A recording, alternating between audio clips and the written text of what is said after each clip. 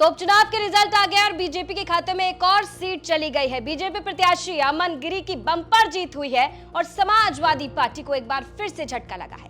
नमस्कार, यूपी तक देख रहे हैं आप और आपके साथ मैं हूं शिवानी गोस्वामी। गोला उपचुनाव का रिजल्ट सामने आ गया है और बीजेपी प्रत्याशी अमन गिरी की लगभग 34,000 वोटों से जीत हो चुकी है। समाजवादी पार्टी के प्रत्याशी विनय तिवारी की हार हुई है। अब इस हार और जीत के बाद में तमाम तरीके की चर्चाएं हो रही है और कहा जा रहा है कि भैया वो क्या कुछ रीजंस थे, वो क्या कुछ कारण थे जिसकी वजह से समाजवादी पार्टी एक बार फिर से हार गई है। तो तमाम चीजों पर हम चर्चा करेंगे, लेकिन सबसे पहले आपके लिए ये जानना भी जरूरी है कि शुरुआत से ही 8 बजे से काउंटिंग शुरू होती है और शुरुआत से ही अमन गिरी जो है वो बढ़त बनाए हुए थे और उसके बाद में आखिरकार अमन गिरी की जीत होती है और विनय तिवारी यहां से हार जाते हैं।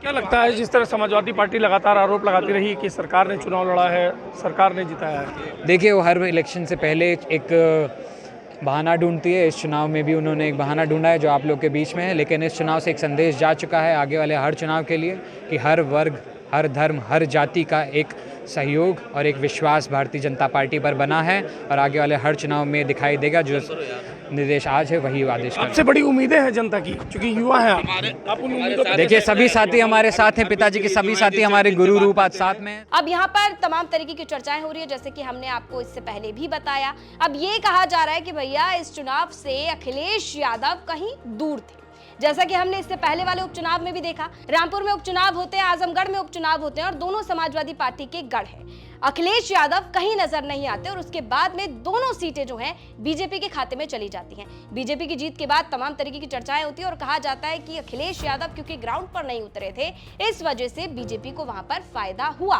और इस बार यानी कि गोला उपचुनाव में भी हमने यही देखा कि अखिलेश यादव कहीं नजर नहीं आए, ना चुनाव प्रचार में नजर आए, ना वोटिंग वाले दिन नजर आए और ना ही रिजल्ट के दिन नजर आए। अब इससे पहले जब 3 नवंबर को वोटिंग थी तो शुरुआत से ही समाजवादी पार्टी के जो प्रत्याशी है विनय तिवारी, वो कई तरह के गंभीर आरोप लगाए जा रहे थे।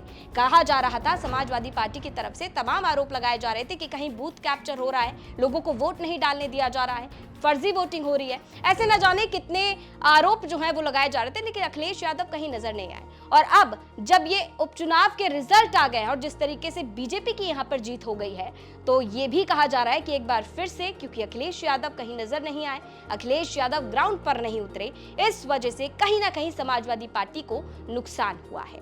अब इस पर आपकी क्या राय है? क्योंकि अखिलेश यादव, क्या आपको लगता है अगर आते तो कुछ जो रिजल्ट है उसमें कुछ बदलाव होता, या फिर अगर रिजल्ट में भी नहीं बदलाव होता तो क्या ये वोटों के अंतर से, जिस तरीके से 34,000 वोटों से अमन गिरी यहाँ से जीत दर्ज की है, तो क्या ये वोटों का आंकड़ा जो है वो बदलता? तो अखिलेश यादव का ना आना क्या समाजवादी पार्टी की हार का एक कारण बना है?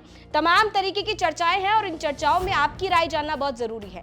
तो आप लोगों को क्या लगता है कि बीजेपी की जीत के पीछे और समाजवादी पार्टी की हार के पीछे वो क्या कुछ कारण है? ये हमें कमेंट बॉक्स में जरूर बताइएगा। फिलहाल के लिए इजाजत दीजिए, नमस्कार।